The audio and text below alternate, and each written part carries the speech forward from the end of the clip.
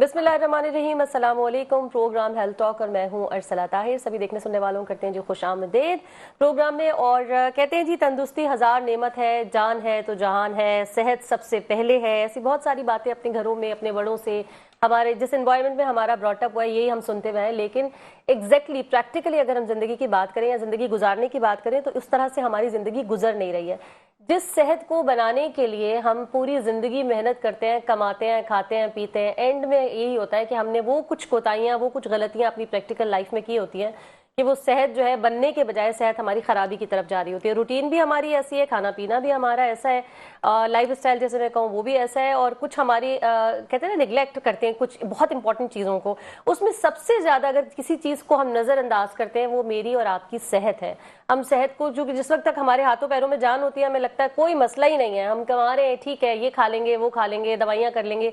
लेकिन एक स्टेज एक ऐसी आती है जब आप खुदा ना खास्ता इतनी पेन में होते हैं कि उस वक्त आपको लगता है कि बस मुझे दुनिया की कोई नेमत नहीं चाहिए सिवाय सेहत के। सेहत की इतनी इंपॉर्टेंस है और हमारा प्रोग्राम हेल्थ टॉक इसी हवाले पर से हम इस पर बात करते हैं, आप लोगों को अवेयरनेस देने की कोशिश करते हैं, आगाही फराहम करते हैं कि किस तरह से एक सेहतमंद जिंदगी आप गुजार सकते हैं और सेहत की इंपॉर्टेंस है क्या।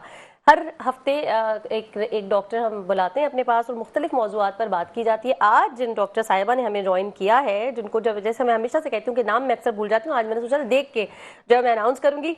हमारे साथ मौजूद है डॉक्टर किरण। अस्सलाम वालेकुम। वालेकुम अस्सलाम। कैसी हैं आप?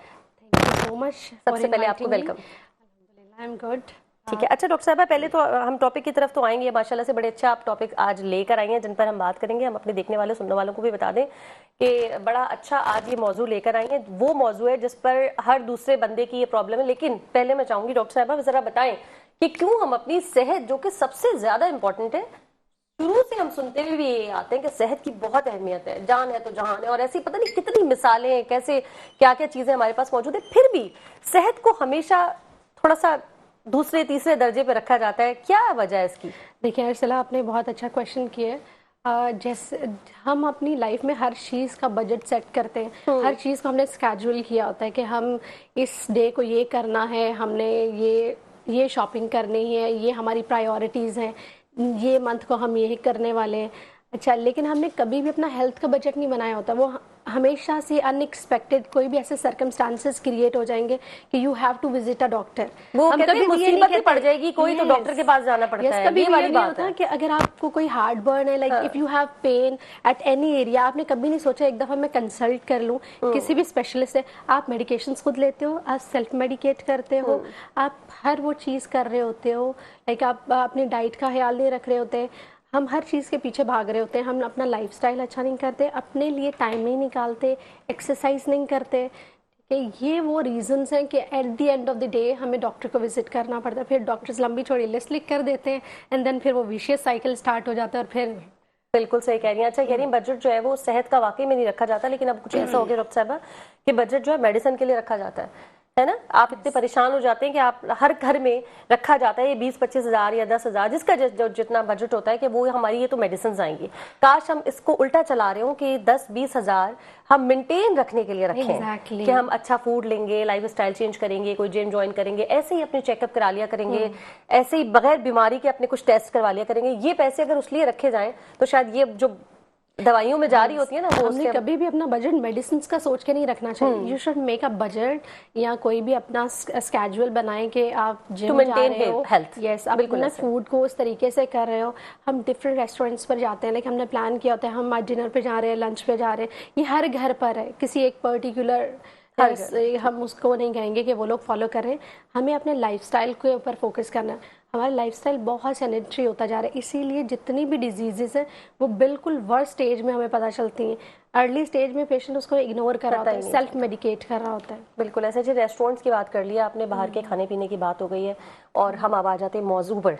ज़्यादातर तो मुझे जो हमारा मौजू आपने गैस्ट्रिक रखा है, मुझे लगता है ज़्यादातर क्या यही वजह है कि बाहर के खाने हम खा रहे हैं, बेवक्त खा रहे हैं, क्या ये रीजन है? बाकी आप अपने अंदाज में इसको एक्सप्लेन करें। अर्सला देखें, आज जो मैंने दो टॉपिक चूज किए, एक तो गैस्ट्राइटिस है, हाँ। ठीक है, गैस्ट्राइटिस या हार्ट बर्न इसको समझ लें, या फिर मैदे में जलन, ठीक है, एक ये टॉपिक है। और सेकेंडली जिसके ऊपर मैं बात करूंगी वो मेरा मोस्ट इंटरेस्टेड टॉपिक है। मैंने डॉक्टर साहिबा का इंटरेस्टेड टॉपिक नहीं उठाया, as I am general surgeon, ठीक है, अब मेरे इंटरेस्ट का उठा लें आप, दूसरों के इंटरेस्ट का पहले उठा लें। पहले आपके इंटरेस्ट की हम जो है रिस्पेक्ट करेंगे, ठीक है। तो इसके बाद हम गॉल ब्लैडर स्टोन्स की बात करेंगे, ठीक है। अच्छा, हम गैस्ट्राइटिस को, या जब भी पेशेंट हमारे पास आता है कहता है डॉक्टर साहब मुझे सीने में जलन हो रहा है या फिर मुझे बर्निंग हो रही है, अच्छा वो कभी भी इसको एक्सप्लेन नहीं कर पाता। या तो सीवियर चेस्ट पेन हो रहा होता है, लेफ्ट साइड पर उसको पेन होगा, ठीक है, पेशेंट को पहले लगता है या तो मुझे हार्ट अटैक हो गया, सबसे सीवियर कंडीशन उनके माइंड में आती है, ठीक है। वो आपको ऐसी हिस्ट्री दे रहे होते हैं कि मैंने कभी स्पाइसी फूड लिया या खाना खाने के बाद मुझे left side of the abdomen में चेस्ट पे पेन स्टार्ट हो गया, या फिर वो नोजिया की कंप्लेन करेगा कि उसका दिल खराब रहता है, या फिर वाटर ब्रश होता है। वाटर ब्रश क्या होता है कि मरीज कहता है कि उसके मुंह में खट्टा पानी आता है, ठीक है, या फिर उसको भूख नहीं लगती, ठीक है, या जब भी खाना खाएगा उसको ब्लॉटिंग होती रहेगी। आपने देखा होगा अक्सर पेशेंट्स की कंप्लेन होती है कि वो ब्लॉटिंग करते रहते हैं, और ये बच्चों में भी मैंने तो देखा है, कम उम्र के लोगों में भी ये प्रॉब्लम जो है इट्स गेटिंग वेरी कॉमन। अच्छा, इसके बहुत सारे रीजंस हैं। अगर हम उसको बेसिक से स्टार्ट करें तो सबसे पहले मोस्ट इम्पॉर्टेंट अभी लाइफस्टाइल है, ठीक है। हमारे लाइफस्टाइल में निकोटीन भी है, हमारे लाइफस्टाइल में कैफीन का इंटेक बहुत ज़्यादा है, ठीक है, ये बात स्मोकिंग भी है। ये सारी चीज़ें स्टमक के अंदर अल्सरेशन कराते हैं, क्योंकि ये एसिड की प्रोडक्शन को फास्ट कर देते हैं। जो स्टमक का एक प्रोटेक्टिव लेयर अल्लाह मियां ने बनाई होती है, ये उस बैरियर को ख़त्म कर देते हैं। अच्छा, इसके अलावा स्मोक्ड फूड्स जो हम बहुत ज़्यादा शौक से यूज़ कर रहे हैं, या इट्स वेरी ट्रेंडी, अच्छा वो हमारे स्टमक को अपसेट कर रहा होता है। इसके अलावा अगर हम डिजीज़ की तरफ जाएं, अल्कोहल कंजम्पशन हमारी सोसाइटी में कम है, ठीक है, लेकिन अगर हम रीजंस पे बात करें तो ये भी एक रीजन है, एड्रेस तो करेंगे। एग्जैक्टली। इसके अलावा कुछ डिजीजेज आ जाते हैं, कुछ इन्फेक्शंस आ जाते हैं। 70% जो पाकिस्तानी पॉपुलेशन की हम बात करें उनमें एच पाइलोरी पॉजिटिव होता है, इस वजह से मैदे में जलन होती है। अच्छा, एच पाइलोरी को इसको एक्सप्लेन करें पहले जरा, देखिए इसको आसान जबान में लोगों को बताएं कि व्हाट इज दिस। देखिए, जब भी पेशेंट आता है ना, समझें कि अगर मेरे पास ओपीडी में 100 पेशेंट हैं मंथ में, तो उसमें से 70% पेशेंट जो जिनका टेस्ट कराया जाता है वो एच पाइलोरी पॉजिटिव होते हैं। अब ये है क्या? ये एक तरह का बैक्टीरिया है जो हमारे वाटर से या फिर फूड के थ्रू हम इसको इंजेस्ट करते हैं, वो जाके हमारे स्टमक के अंदर बैठ जाता है। और जैसे मैंने बताया, अल्लाह ने स्टमक की शेप ऐसी बनाई है कि उसकी एक लेयर है, वो प्रोटेक्टिव लेयर है, म्यूकस की लेयर है, उसके अंदर एसिड होता है और एसिड की पीएच बहुत लेस होती है, लाइक 4 की पीएच है।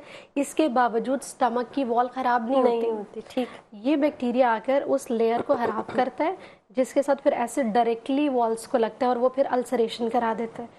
अगर इस बैक्टीरिया को हम ना ट्रीट करें, ठीक है, जैसे कि कुछ ना पेशेंट्स आकर कहते हैं, अक्सर बता देते हैं कि हमारे इस डॉक्टर ने कहा या इससे सुना कि एच पाइलोरी तो हर दूसरे को है। अच्छा, एच पाइलोरी कॉमन हो चुका है, लेकिन अगर इस बैक्टीरिया को ट्रीट ना किया जाए तो it ultimately leads to cancer as well. Oh my god, ठीक है। ये बी सेल लिम्फोमा एक टाइप ऑफ कैंसर है, ठीक है। इसमें मरीज कैंसर में भी लैंड अप करता है।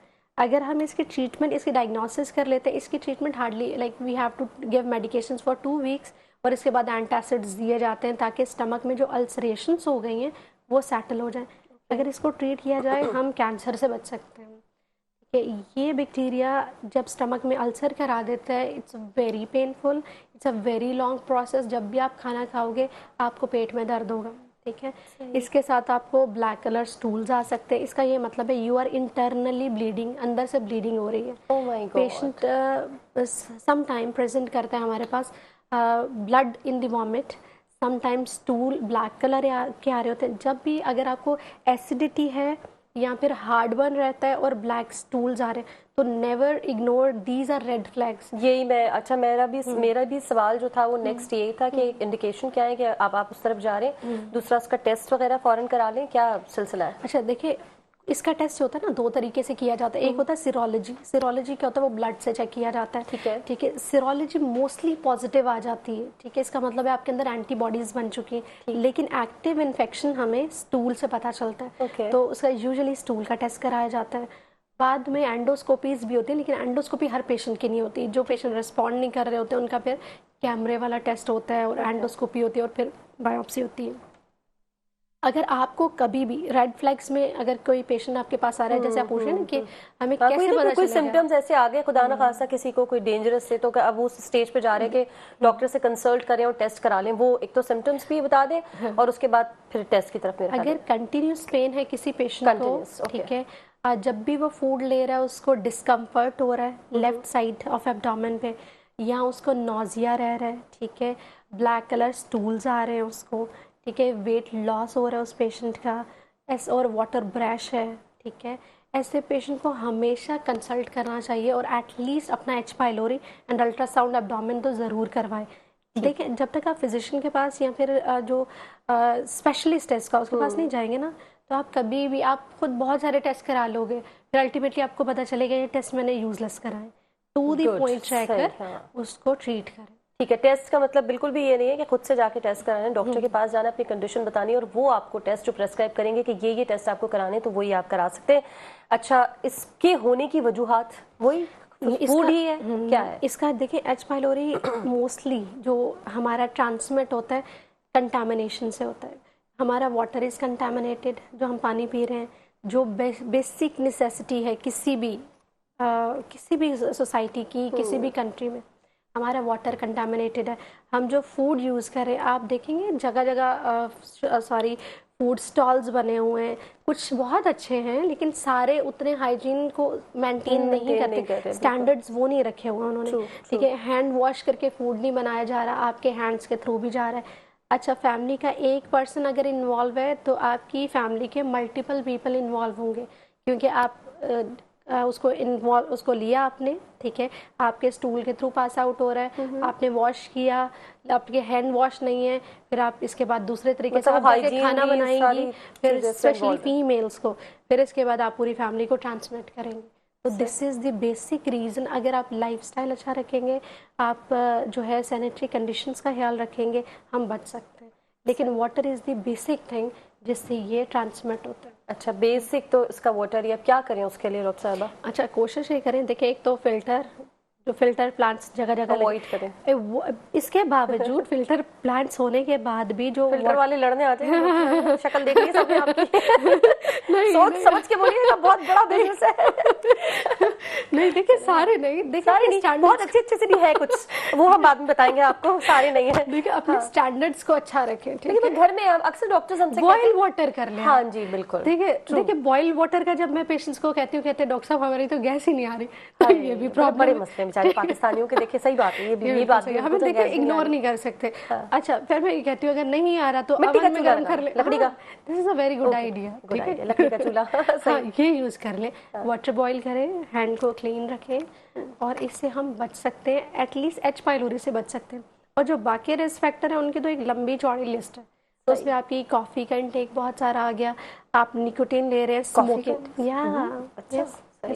कितना पी लें कॉफी? देखिए, एक दिन में coffee once a day is enough. Doctor साहब, ऐसे ना करें आप। ऐसे नहीं होता, गलत बात। 2 कप का तो मार्जिन रखें। आप एम्प्टी स्टमक ना लें। अच्छा, उसको एम्प्टी स्टमक लेंगे ना, डायरेक्ट जाके आपके स्टमक के ऊपर हिट करेंगी चीजें। आप उसको ऐसी चीजें लें जो इसको खुश रखे, ठीक है। आप उसमें डायरेक्ट एसिड डाल रहे हैं तो वो स्टमक कैसे खुश रख रहे हैं ना।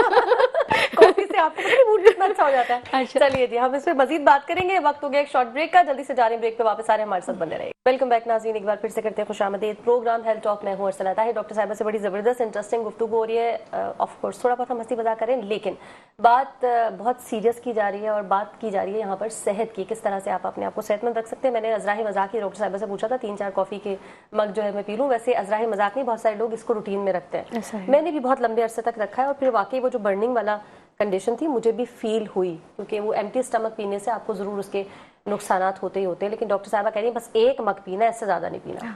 एक मिल्क वाली पी लें और एक ब्लैक पी लें। आप नहीं, आप नहीं, एक रखें, आप दूसरा जो है मिल्क ले लें, ठीक है, बहुत हो गया तो यू कैन टेक, ऐसा कोई हार्ड एंड फास्ट रूल नहीं है। अगर आपका बैलेंस लाइफस्टाइल है, आपको एसिडिटी नहीं हो रही है तो आप 2 टाइम्स ले सकते हैं, लेकिन इसको हैबिट मत बनाएं। ठीक है, हम क्या कहते हैं, हर चीज़ को अपनी हैबिट बना लेते हैं, तो हैबिचुअल ना हो। Make a sedentary lifestyle, make a balance lifestyle, और प्रॉपर उसको इस तरह के यू कैन टेक मिल्क, और एक टाइम आप कॉफ़ी ले लें, 3 टाइम्स का मील लें, दरमियान में शॉर्ट मील्स लेते रहें, 2 आवर्स पे कुछ ना कुछ खाते रहें। अच्छा, इसका ये हरगिज़ मतलब नहीं है कि एक दफ़ा फ्राइज़ खा लिए, दूसरी दफ़ा जाके कोई बर्गर यूज़ कर रहे हैं, फिर इसके बाद पिज़्ज़ा ले रहे हैं। तो हमने लाइफस्टाइल को जितना अच्छा रखेंगे, आपकी वेट रिडक्शन भी होगी। अक्सर पेशेंट हमारे पास जो क्वेश्चन करते हैं, जैसे आप कह रही थी कि हम वेट कैसे रिड्यूस करेंगे अगर हम कॉफ़ी नहीं लेंगे, एम्प्टी स्टमक है, ये नहीं करेंगे। देखिए, लाइफस्टाइल चेंज करने पे आप अगर एक्सरसाइज कर रहे हैं, अगर आप प्रॉपर मील ले रहे हैं जिसमें आपके पोर्शंस जो है बैलेंस्ड है according to your weight and height, आपका वेट रिड्यूस हो जाता है। ऐसा हरगिज़ नहीं है कि आप ओवर वेट हो। हाँ, देर आर सम कंडीशन जिसमें पेशेंट ओवर वेट होते हैं, जिनको हार्मोनल इम्बैलेंसमेंट हो, या कोई वो ड्रग्स ले रहे हैं, कुछ मेडिकेशंस पर हैं, उसके साथ वेट पुट ऑन कर सकते हैं। लेकिन अगर आप थोड़ा सा अपने जो लाइफस्टाइल में बैलेंस लाएंगे ना, तवाज़ुन लाना इज़ वेरी इंपॉर्टेंट, तो आप हर चीज़ को कर लेते हैं बैलेंस। अच्छा, और अभी जैसे हम रिस्क फैक्टर की बात कर रहे थे, अभी कुछ रिस्क फैक्टर की और हम बात कर सकते हैं। बिल्कुल बिल्कुल। जैसे हमने स्मोक्ड फूड के बारे में बात किया कि हम वो अवॉइड करें। बीटल नट, ये जो छालिया वगैरह का बहुत ट्रेंड है, ठीक है, पाकिस्तान में तो, इनफैक्ट इंडिया में भी बहुत ज़्यादा, बांग्लादेश, इन साइड्स पे बहुत ज़्यादा यूज़ की जाती है। इससे माउथ कैंसर तो होता ही है पेशेंट को, ईसोफेगस जो हमारी खाने की नाली है, एंड देन स्टमक, इनके कैंसर तक होते हैं। देखिए, हर चीज़ फौरन आपको नहीं करती, there is a long period, ठीक है, जिसमें आपका कैंसर का बर्डन बढ़ता जाएगा, and ultimately there will be a threshold जिसको आप जब क्रॉस करते हैं तो फिर आप उस जगह फॉल करते हो। बीटल नट चुइंग, उसके साथ भी होता है। पहले आपकी स्टमक की वॉल अगर अल्सर बन रहा है तो अल्सर फिर लॉन्ग स्टैंडिंग जब रहता है तो it ultimately convert into cancer या स्ट्रिक्चर। फिर मरीज़ कंप्लेन करता है कि मैंने खाना खाया, मेरा खाना अटकना शुरू हो गया। तो अक्सर मरीज़ जो कैंसर वाला है वो यहाँ तो हमें कंप्लेन करता है कि मैं लिक्विड तो ले लेता हूँ डॉक्टर साहब, लेकिन जब मैं सॉलिड लेता हूँ ना तो मुझे पानी पीना पड़ता है, तब मेरा खाना नीचे जाता है। ठीक है, ये इसको कहते हैं डिस्फेजिया। ये कैंसर की फॉर्म है जब वो खाने की नाली को इन्वॉल्व करने के साथ। सॉरी टू इंटरप्ट, बट ये तो अक्सर लोगों को, वैसे भी जो अच्छे थोड़े हेल्दी लोग होते हैं वो भी अक्सर ये शिकायत करते हैं कि हमने खाना खाते हुए थोड़ी सी, मतलब रोटी च्यू करते हुए, यहाँ से उतरते हुए थोड़ा सा पेनफुल होता है। देखिए, जो पेनफुल है ना, वैसे वो हेल्दी होते हैं, उनका लाइफस्टाइल भी ठीक होता है। 2 चीजें, एक होता है पेनफुल और एक होता है कि पेनलेस, जिसको मैं कह सकती हूँ थोड़ा सा चुभन या अटक अटक के जाना। जो अटकना है ना, अगर किसी को ओडाइनोफेजिया, जो आप कह रहे हैं ना कि पेन हो रहा है खाते हुए, वो ओडाइनोफेजिया होता है। उसमें क्या होता है कि अगर आपकी अल्सरेशन हुई है ना इसोफेगस में पूरी, आपने बहुत गरम गरम खाना खाते रहे हैं, बहुत स्पाइसी फूड लेते रहे, तो वॉल पूरी अल्सरेट हो जाती है। तो फिर जब खाना जाता है तो आपको लगता है कि मेरा खाना जा रहा है, फील होता है पेन होते हुए। और जो डिस्फेजिया है, डिस्फेजिया इज नॉट पेनफुल।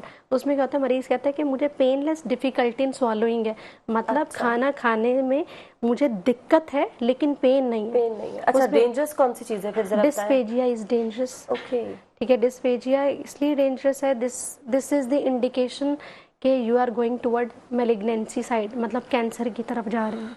ठीक है, तो वो आपका होता है प्रोग्रेसिव डिस्फेजिया, मतलब पहले आपको होगा सॉलिड्स के साथ, फिर लिक्विड के साथ होता है, फिर इसके बाद थूक तक स्वॉलो नहीं कर सकता पेशेंट। तो इसमें स्क्वैमस सेल कार्सिनोमा आ जाता है। कोई डिस्कम्फर्ट या पेन नहीं है, बस जा नहीं रही है, कोई चीज उतर नहीं रही है, वो उतरता ही नहीं है, फिर वो वॉमिट आउट कर देते हैं, जहाँ फंसा हुआ खाना वॉमिट आउट कर देते हैं। तो दिस इज द फॉर्म जो कि अल्टीमेटली जाती है after many years, like 5 to 10 years के बाद पेशेंट इस तरह लैंड अप कर सकता है। तो जब भी हो gastritis, don't take it light, lifestyle change करें। रात को सोने से पहले अपने डिनर को ट्राई करेंगे 2 आवर्स से पहले सब कुछ कर लिया, फिर वॉक करें एंड देन सोएं, क्योंकि जब आप स्टमक फुल करके दोबारा 2 घंटे बाद जैसे देखिए हमारे जो 3 घंटे पहले खाना खाया होता है वो कहीं गायब हो जाता है। हमारे शशके में तो बहुत है ना। नहीं, सच्ची वाली भूख लगती है, शशके की वजह से नहीं, वाकई लगता है कि भूख लग रही है। मैंने जैसे आपको कहा मिल्क ले ले, ठीक है, आप मिल्क ले, आपकी इसोफेगस की स्टमक की लाइन जो है खुश रहेगी, मिल्क पास आउट होके जा रहा है, हम खुश रहे ना रहे, चलें ठीक है, स्टमक खुश रहे, सही है, वो खुश रहना चाहिए। अच्छा डॉक्टर साहब, 2 कंडीशंस हैं, एक तो खुदा ना खास्ता किसी को हो गई है प्रॉब्लम, उसने अब क्या क्या चीजें खानी है, क्या नहीं खानी, क्या अवॉइड करना है, क्या चलेगा उसका लाइफस्टाइल, और एक वो जो जिसको हम ये कहें कि वो जाए ही ना इस प्रॉब्लम में, तो उसका लाइफस्टाइल और उसको अपने खाने में क्या हर चीज वो रख सकता है, उसकी रूटीन क्या होगी, दोनों कंडीशंस बताइएगा। अच्छा, एक तो हमारे मुझे बचाना है अगर खुद को तो मैं क्या करूं? एक हमारे हो गए पेशेंट्स फॉल करते हैं अगर हम इसको कहते हैं, और एक हो गए प्रोफाइलेक्सिस। ठीक है, पेशेंट्स जिनको ये हो चुका है, गैस्ट्राइटिस है, हार्ट बर्न है, पहले तो वो जाएं डॉक्टर के पास, दिखाएं कि उनका रिस्क क्या है। लाइक अपने रिस्क फैक्टर को खुद भी आप असेस कर सकते हो कि आप क्या कर रहे हो, क्या आपको ये सब हो रहा है। जैसे हमने कहा कि निकोटीन, कैफीन है, स्मोक्ड फूड हो गया, उसके साथ होता है H pylori, is one of the condition जो डॉक्टर आपका टेस्ट कराएगा, इसके बाद पता चलेगा। अच्छा, ऐसा पेशेंट तो फूड जब भी लेगा ना, क्योंकि स्टमक में अल्सर हो रहा है, उसको पेन होगा, तो वो स्पाइसी फूड कम कर दे जब तक वो अंडर ट्रीटमेंट है। ठीक है, और मिल्क वगैरह ले सकता है, ऐसी चीज़ें ले, योगर्ट ले सकता है। ठीक है, जो आप रोटी भी ले सकते हैं। इनफैक्ट ही कैन ईट और she can take everything whatever he और शी वांट्स, बट उसमें स्पाइस कम हो। ठीक है, बाकी ऐसा कोई हार्ड एंड फास्ट नहीं है। हाँ, फिजी ड्रिंक्स नहीं लें, कोल्ड ड्रिंक्स नहीं लें, चाय कट ऑफ कर दीजिए। अगर आप पेन किलर्स ले रहे हैं, पेन किलर्स, अच्छा एक तो हमने रिस्क डिस्कस नहीं किया। पेशेंट को आपने अक्सर देखा होगा, हमें सर में दर्द हो रहा है, हमने पैनाडोल खा ली, यहाँ दर्द था तो हमने ये वाला, सॉरी पैनाडोल, पेन किलर, कोई भी पेन किलर ले लिया। पेन किलर, ठीक है, ये जो पेन किलर्स है ना, जो एनसेड्स है, ये जाके स्टमक को डायरेक्टली, जो उसकी लाइनिंग है जो मैंने बताई प्रोटेक्टिव लेयर, उसको डैमेज करते हैं। तो क्या करें? Painkiller never take painkiller. मेरे अब्बा भी वैसे ही कहते हैं, कितना भी सर में दर्द हो नहीं खाओ दवा। लेकिन मैं कहती हूँ बेचारों ने इतनी रिसर्च करके हमें दर्द से बचाने के लिए एक मेडिसिन बनाई है, नहीं लो। उन्होंने देखिए इस प्लस इसलिए नहीं दी थे, आप बंटी मेहनत करिए कि जो इंसान है वो तकलीफ से निकले, दर्द में है अगर तो ये गोली खाए सुकून में जाए। आप कह रहे हैं गोली नहीं खाओ। देखिए उन्होंने जो है ना इसलिए नहीं बनाई कि आप बंटी समझ के खाएं। पेशेंट क्या करता है, उसको बंटीज बना के खाता है। मैंने डॉक्टर साहब ये भी खा लिया, ये भी खा लिया, अब मेरा सर दर्द ठीक नहीं हो रहा, अब आप करें। तो दिस इज द थिंग, जब पेन किलर लेते हैं, stomach, kidneys, everything gets damage. नाश्ते के साथ जो ट्रे में ना रखी हो पेन किलर, बहुत सारे लोगों के ना नाश्ते की ट्रे में, लंच में अक्सर लोगों के पास होती है, दो पेन किलर रखी होती है। कहते बस खो जाएगा दर्द, अभी थोड़ी देर में करके चला जाएगा दर्द मेरे। तो आप पेन किलर्स अवॉइड करें। ठीक है, अच्छा, और जो पेशेंट गैस्ट्राइटिस वाला है ना, उसमें पेन किलर्स नहीं देनी होती। There are some painkillers जो जिसमें स्टमक को डायरेक्टली इफेक्ट नहीं करते, हम वो पेन किलर दे देते हैं, क्योंकि ऐसे पेशेंट्स को अगर कहीं और पेन हो रहा है तो हमें पेन किलर्स तो देनी है। और अगर उनको यही बीमारी वाला है, ये जो जिस प्रॉब्लम में वो है, उसमें भी वो पेन हो रहा है तब भी पेन किलर नहीं, उसमें हम स्टमक की प्रोटेक्टिव चीजें देते हैं। अच्छा। सीरप्स दिए जाते हैं जो कि उसको सूद कर रहे होते हैं, या जब डाइट चेंज करते हैं तो वो बेहतर हो जाता है। अच्छा, एक तो हो गए हमारे पेशेंट्स जो इससे बेहतर हो जाएंगे। एक वो कैटेगरी है जो कि इस तरफ गई नहीं है। ठीक है, जो कि बच सकते हैं। ठीक है, वो अपने लाइफस्टाइल को डे 1 से चेंज करें, जंक्स बंद कर दें। हम जिस एरा में रह रहे हैं, इट्स वेरी डिफिकल्ट कि हम कहेंगे हम बड़ा अच्छा लाइफस्टाइल रख सकते हैं। प्रैक्टिकल बात करनी चाहिए, like we are not robots. ठीक है, बट अगर ये कम कर दें उसको, हफ्ते में अगर आप कर रहे हैं ना 3 टाइम्स, तो उसको वंस कर दें। अगर आप हफ्ते के बजाय 2 वीक्स में वंस 3-4 टाइम्स कर रहे हैं तो एक दफा स्लोली ग्रेजुअली आई थिंक कम करना चाहिए। और जो फ्राइड आइटम्स हैं जो बाहर या काफी जगहों पे रीकुक्ड ऑयल को बार बार यूज किया हो रहा है, वो मत यूज करें। ठीक है, घर पे जो भी बनाना है खुद बनाएं। ठीक है, बाहर से यूज कर सकते हैं लेकिन कम। फिजी ड्रिंक्स कम कर दें, कॉफी और जो निकोटीन, चाय की जो बात कर रहे थे, उसका इंटेक कम रखें। पेन किलर्स ज्यादा यूज ना करें, कुछ ले सकते हैं ऐसा, लेकिन बंटीज मत बनाएं। ऐसे इस तरीके से आप बच सकते हैं। ठीक है, और वेट रिडक्शन के करने से वैसे ही जब आपका टमी का फैट कम होगा, स्टमक के ऊपर प्रेशर कम लगेगा। स्टमक पे प्रेशर कम लगेगा तो जो एसिड रिलीज हो रहा है खाने की नाली में वो कम होगा, तो आप इससे भी बच सकते हैं। अच्छा डॉक्टर साहब, बहुत सारे लोगों का ये भी ख्याल है और कि दुख लग गया, कोई गम लग गया इसको, तो इसलिए इसको अल्सर हो गया। ये ट्रू है? Yes, it's very true. देखो अर्सला, होता ये है कि स्ट्रेस अल्सर्स होते हैं। अच्छा? जो पेशेंट हमारे आईसीयू में होते हैं या जो किसी ट्रॉमा से गुजरते हैं, ऐसी कंडीशन में एसिड की सिक्रीशन बढ़ जाती है। अच्छा, हमारे तो समझती थी ऐसी बातें बनाई जाती हैं तो फूड से ही होता है। It's very true. जब भी स्ट्रेस यहाँ इफेक्ट कर रहा होता है, उसका इफेक्ट पूरी बॉडी पर आते हैं। आपके एसिड हाइपर सिक्रेशन हो जाती है, वो फिर आपको अल्सर्स कराते हैं। अच्छा डॉक्टर साहब, ये मेरे साथ होता है। मैं बताऊँ, जब मुझे भी बहुत ज्यादा स्ट्रेस हो, बहुत टेंशन हो रही हो किसी चीज की, किसी काम की, तो मुझे फील होने लगता है जैसे बर्निंग हो रही है। अच्छा। लेकिन वो मैं कुछ ठंडा वंडा कुछ इस तरह से मिल्क, मम्मी कहती हैं कि पानी वानी मिला के, तो वो मुझे लगता है फिर थोड़ी देर में ठीक हो जाता है। जिसमें टाइप ए पर्सनालिटी होती है ना, वो लोग होते हैं कि जिनको बहुत ये होता है कि हमें पंचुअल होना है, ओवरली जो हर चीज के बारे में कंसर्न होते हैं। उनके अंदर स्टमक के आगे एक एरिया होता है ड्यूडेनम, छोटी आंत का हिस्सा होता है। ठीक है। उनके अंदर ड्यूडेनम के अल्सर बहुत कॉमन है। ओके डॉक्टर साहब, इसको कंटिन्यू करेंगे, वक्त हो गया एक शॉर्ट ब्रेक का, जल्दी से जा रहे हैं ब्रेक पे, वापस सारे हमारे साथ बने रहेगा। हमारे वेलकम बैक नाज़रीन, एक बार फिर से करते हैं खुशामदीद प्रोग्राम हेल्थ टॉक में। और डॉक्टर साहिबा से अभी हम ब्रेक से पहले बहुत इंपॉर्टेंट बात पूछ रहे थे, जो कहते हैं ना बात से बात निकलती है, किसी ना किसी का फायदा हो जाता है। डॉक्टर साहिबा, आप बताएं कि गम से, दुख से, स्ट्रेस से, डिप्रेशन से, परेशानियों से भी आपने कहा कि अल्सर पॉसिबल है, होता है लोगों को। सही है। अच्छा, जब भी एक पेशेंट बहुत ज़्यादा स्ट्रेस लेता है, ठीक है, इसमें क्या होता है कि हमारे कुछ हार्मोन्स रिलीज होते हैं, लाइक वो जाके हमारे एसिड को ओवर प्रोड्यूस करवाते हैं। फिर जब भी आपने देखा होगा स्ट्रेस के बाद आपको लगेगा ओके मेरे कहीं दर्द हो रहा है या चेस्ट में पेन होना शुरू हो जाता है, वो बेसिकली खाने की नाली का पेन होता है, जो कि एसिड ऊपर जाने के ऊपर आपको पेन होता है। तो स्ट्रेस के लिए, स्ट्रेस को रिलीव करने की रेमेडीज करें। उसमें फिर आप ये टेस्ट वगैरह अगर कराएंगे वो तो बाद में आ जाता है, पहले स्ट्रेस को रिड्यूस करें। उसके लिए you can take sessions, you can distract yourself. Anxiolytics तो मैं अवॉइड ही कहती हूँ, करें जितना भी कर सकते हैं। अगर खुद से नहीं हो रहा फिर आप थेरेपिस्ट के पास जाएं। और इसके साथ आप जितनी भी ऐसी चीज़ें लें जो कि न्यूट्रल होती है, जो कि एसिड को न्यूट्रलाइज करती हैं, लाइक हमारा मिल्क जाके एसिड को न्यूट्रलाइज कर देता है, वो लें, उससे भी रिलीफ होता है। अम्मा बताती हैं जो मिल्क में पानी मिला के क्या हो जाता है, जो आपने देखा होगा ना, अक्सर कहते हैं कि माएँ कहती हैं कि लस्सी पानी लो, लस्सी बना के, वो क्या कर रहा होता है, हमारे स्टमक में जो एसिड बना हुआ है ना उसको न्यूट्रलाइज कर रहा है। ठीक है, एसिड पड़ा हुआ है, आपने उसमें अल्कली डाल दिया तो वो न्यूट्रलाइज हो रहा है। तो आपने देखा होगा इसके बाद अच्छा लगता है स्टमक। अच्छा लगता है ठंडा। हाँ, तो बिल्कुल बड़े बूढ़े काफी हद तक अच्छी बातें करते हैं और सही बताते हैं। कुछ गड़बड़ भी करते हैं इसका मतलब कभी कभी करते हैं, ठीक है। लेकिन ये है कि इस बात, इनमें बहुत फैक्ट होते हैं। आप अपने स्ट्रेस को अगर रखेंगे ना तो आपको अल्टीमेटली अल्सर हो जाता है। आईसीयू में जो पेशेंट होता है उसको भी स्ट्रेस अल्सर्स होते हैं, ठीक है, या कोई ट्रॉमा हो गया, एक्सीडेंट्स हो गए, ठीक है, इसके बाद भी स्टमक अल्सर्स हो जाते हैं। अच्छा डॉक्टर साहब, इनको आप कह रही हैं जैसे स्ट्रेस से हो रहा है या डिप्रेशन से, इन चीजों से अगर कुछ हो रहा है तो आप कह रही हैं इसका टेस्ट ना कराएं? इसके लिए जो टेस्ट है ना, देखिए हम कब तक हम, मुझे नहीं, अगर आप, मैंने लेट्स सपोज मैं अपनी बात करूं, चले मुझे हो रही है पेन और स्ट्रेस से हो रही है, तो आपने कहा नहीं टेस्ट नहीं कराया, आप अपना लाइफस्टाइल थोड़ा सा चेंज करें। मैं इसको कितने अरसे तक ऑब्जर्व करूं कि मैं अभी तक उस सेफ एरिया में हूं कि मुझे टेस्ट की जरूरत नहीं है? अच्छा, इसमें हमने स्टार्ट में एक चीज डिस्कस की थी, रेड फ्लैग्स। रेड फ्लैग्स क्या है कि आपका वेट लॉस हो रहा है, ठीक है, अगर ओके प्लीज तो हो गया अगर आपका वेट लॉस हो रहा है डिस्पाइट अगर आप कोई एक्सरसाइज नहीं कर रहे और इसके बाद हो रहा है, ठीक है, आपको मेलेना हो रहा है, ब्लैक स्टूल्स आ रहे हैं, ठीक है, अगर आपको जो हेमाटोमेसिस हो रहा है, ब्लड आ रहा है वॉमिट में, ठीक है, या सीवियर पे चला गया ना, ये रिस्क फैक्टर्स हैं। अगर ये आपको रिस्क फैक्टर है ना, ब्लैक स्टूल्स आ रहे हैं, वेट लॉस हो रहा है, एज इज मोर देन 40, ये भी एक रिस्क में आता है, फिर you have to go for endoscopy, that is a invasive. बस यही एक टेस्ट है इसमें जाके, इसमें जाके डायरेक्टली स्टमक की वॉल को देखा जाता है कैमरा डाल के कि अल्सर्स हैं क्या है। अगर अल्सर होता है तो फिर उसकी बायोप्सी होती है कि इज दिस बिनाइन और दिस इज मेलिग्नेंट। बिनाइन क्या होता है कि जो कि कैंसर नहीं है, वो अल्सर मेडिसिन से हील हो जाते हैं, और मेलिग्नेंट क्या होता है जो कि कैंसर में कन्वर्ट हो सकता है या फिर जो कैंसर बन चुका होता है, उसकी ट्रीटमेंट तो बिल्कुल एक डिफरेंट डिस्कशन है।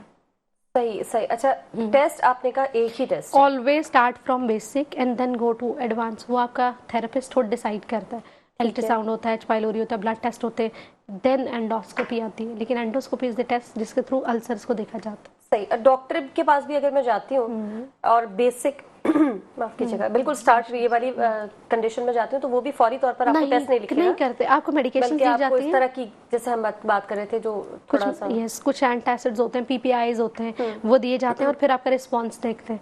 पेशेंट यूजुअली रिस्पॉन्ड करता है, ठीक है, और वो ठीक भी हो जाते हैं। जो नहीं होते उसके लिए फिर एंडोस्कोपी होती है। हाँ, कि अगर लॉन्ग थोड़ा उनका चले जा रहा है। अच्छा, मजेदार बात ये हुई डॉक्टर साहब, आपका जो पसंदीदा टॉपिक था उसका वक्त नहीं बचा, जो मेरा पसंदीदा टॉपिक था उसको ऑलमोस्ट तो पूरा कवर कर लिया। लेकिन कोई बात नहीं, अगर कोई एक चीज बहुत अच्छे से अंदाज से समझ में किसी को आ जाए और फायदा हो जाए तो उससे अच्छी कोई बात नहीं हो सकती। आपने बहुत अच्छे अंदाज में समझाया भी। आई होप कि हम उस पर अमल भी करें। Thank you so very much. बहुत अच्छा लगा आपसे बात करके, बहुत कुछ सीखने को मिला। आई होप आप लोगों ने भी बहुत कुछ सीखा होगा। और मैं हमेशा अपने हर प्रोग्राम में कहती हूँ कि अगर सीख लिया है, खुदा के वास्ते कुछ थोड़ा बहुत अमल करने की कोशिश भी जरूर कीजिए। अपना बहुत ख्याल रखिए। अल्लाह ने के बाद।